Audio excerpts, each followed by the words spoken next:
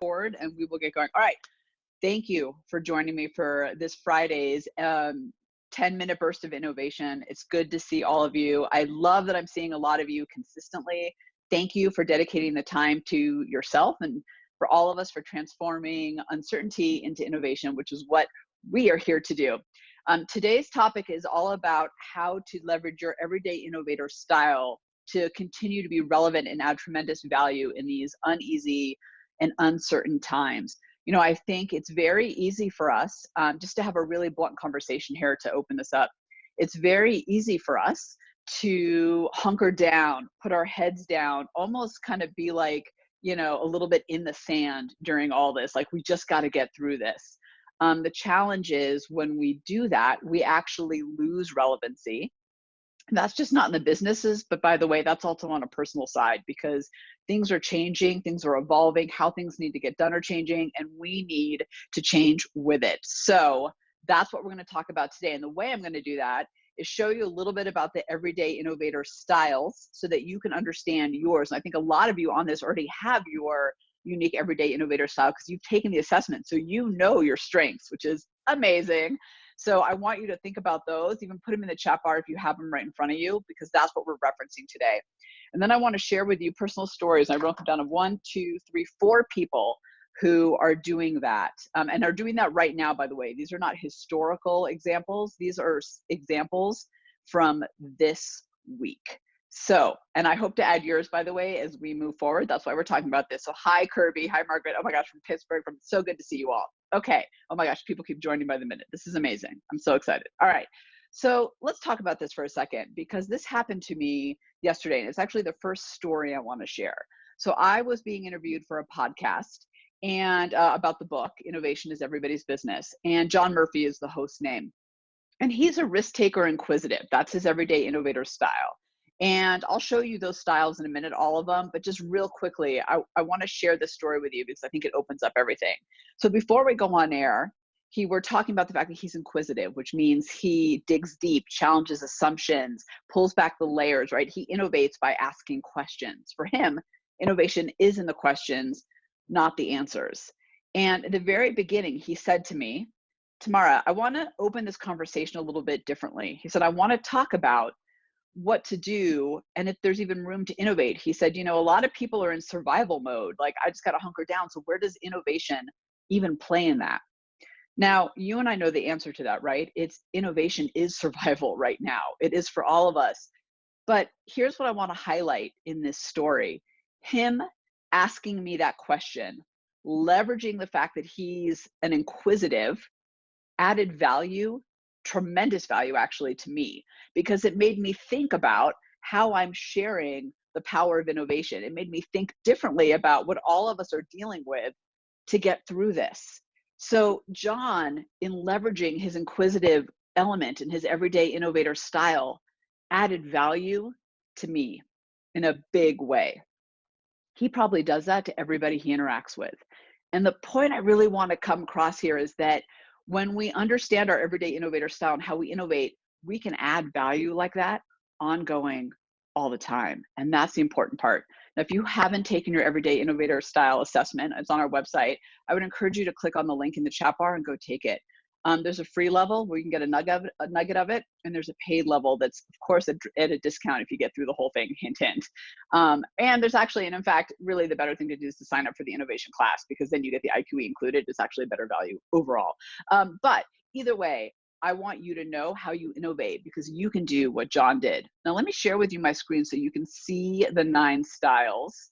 And then we can talk about some other examples that I think are really important. So hopefully you can all see my screen here. Let me know if you can't. You should be able to see 9 triggers and a little bit of all of them. We don't have time in our 10 minutes to dig into all of them. So you can read these if you want. And if you know yours, you know who you are, right? Grace, you're a risk taker, and I think a tweaker is your other one, right? So I'm an experiential risk taker. But what I want to do in this time is I want to share some stories because I want you to start thinking about how you can add extreme value to the people around you. Here we go. I told you John Murphy's, right? He's a risk taker, inquisitive.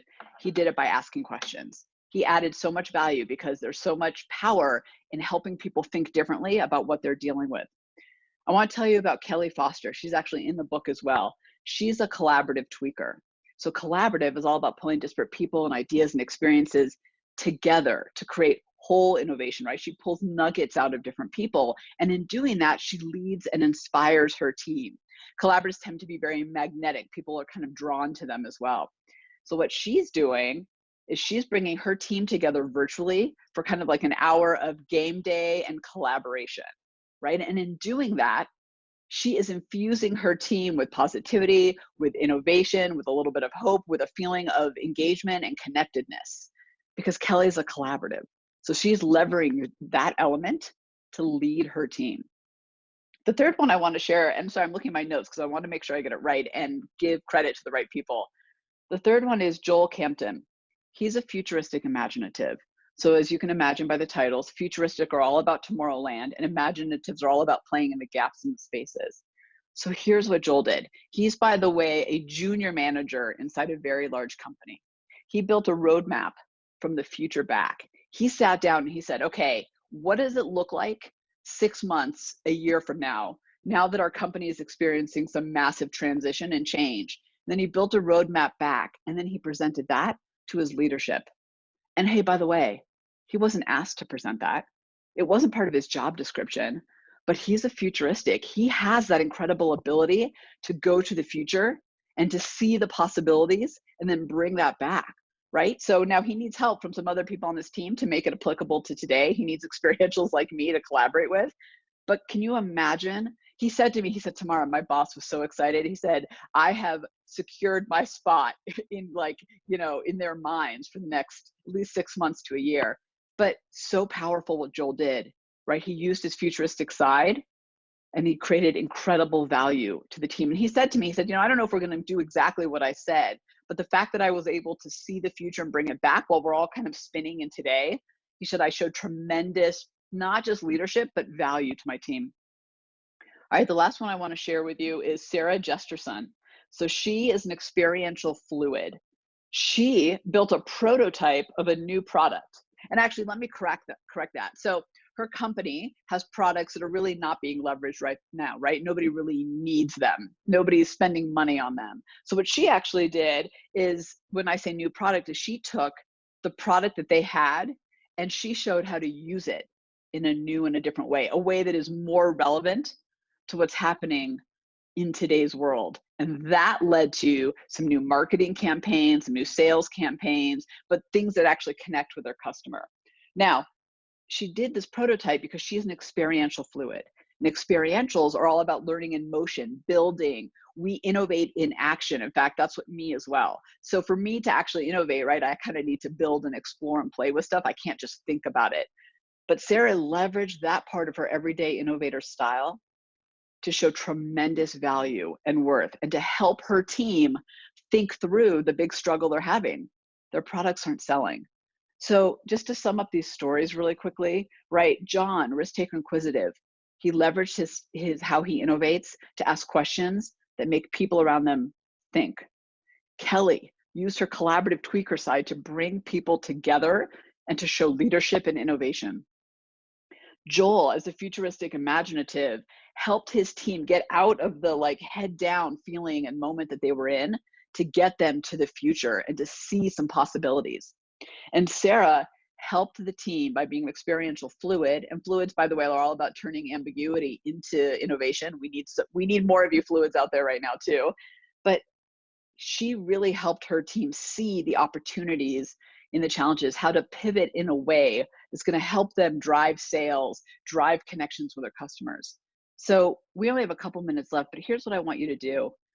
I wish I had some Jeopardy music or other music accessible to me right now, but I just want you to take a second and I want you to think about how can you add value in a new and meaningful way? Because the reality is just doing your job is good, but it's not good enough. And the truth is, though, the positive side of that is we all have the opportunity to bring that innovation and to bring that new perspective. And Margaret, as an imaginative risk taker, I'm just reading in the comments here, you have that opportunity, right? To show them how to play in the gaps, to maybe be a little bit leaper and take some risks where people are holding back. And here's the thing about risk takers, by the way, we're not impulsive by any means, actually, but we tend to be willing to leap when other people get stuck on the ledge and get that paralysis. We're willing to be uncomfortable. So just take a second, think about that. How can you add value? How can your innovation capabilities help yourself and the teams or the customers that you deal with get through this? Get through the uncertainty, the unease, the chaos, all the things that we're dealing with. And by the way, if you're in one of those awesome teams that's not actually impacted too much, or maybe your sales are going up, amazing. How can you help them ride the wave and ride the momentum? And I'm not saying that because any of us wanted this to happen, but hey, if you are seeing things on the rise, the question is, how do you keep that going, right? Because when things change, you don't want that to change with you. All right. Let me know if this was or how this was helpful to you in the chat bar. I would so appreciate it. It helps me think about what to do next. If you have a topic, a scenario, a situation, a challenge you want us to hot seat around or put in the spotlight, let me know. Put it in the chat bar. Email me separately if you want to stay anonymous. All that is great. I'm so thrilled you're all here. And I just want to close out today by saying that today's topic is particularly personal for me, not just because of my obvious belief that everybody is innovative, we all have that power, but because I think now's the time for us to assess how we stay relevant. I'm doing it for myself too, and I'm trying to find those opportunities to bring you more value by being the risk taker experiential that I am, and I want the same for you. All right, thank you, thank you, thank you. Yes, Kirby said go back and review. Yes, if you have your report, go back and review it. If you have lost your report over the years, but you know that you've taken the IQE assessment, let us know, we'll get it to you. If you haven't taken it, click the link and get it. I promise you, it'll add you so much value right now. It's so relevant right now. And hey, up here too, by the way, is a link to for these Zooms. Share it with some friends. Like, let's get some people on here who need these different topics.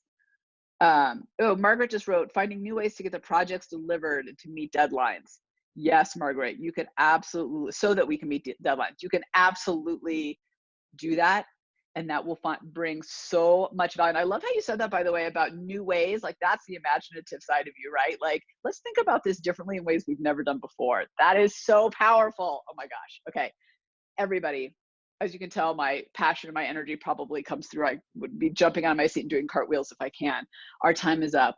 But thank you. I'll see you Monday. I'll shoot out on Sunday a note about what the next 3 topics are. So please do let me know if you have anything you want me to consider covering. It'll go out in our newsletter and it'll show up in your 1 hour till class email. We'll rotate them out there. I don't want to inundate you with emails like every 5 minutes either. So, all right. Thank you. Have a great weekend. If you consider it a weekend, I don't know, for me, the days kind of blend together right now, but have a great weekend and I will see you next time. And you're welcome, Kirby and Grace and everyone. Thank you.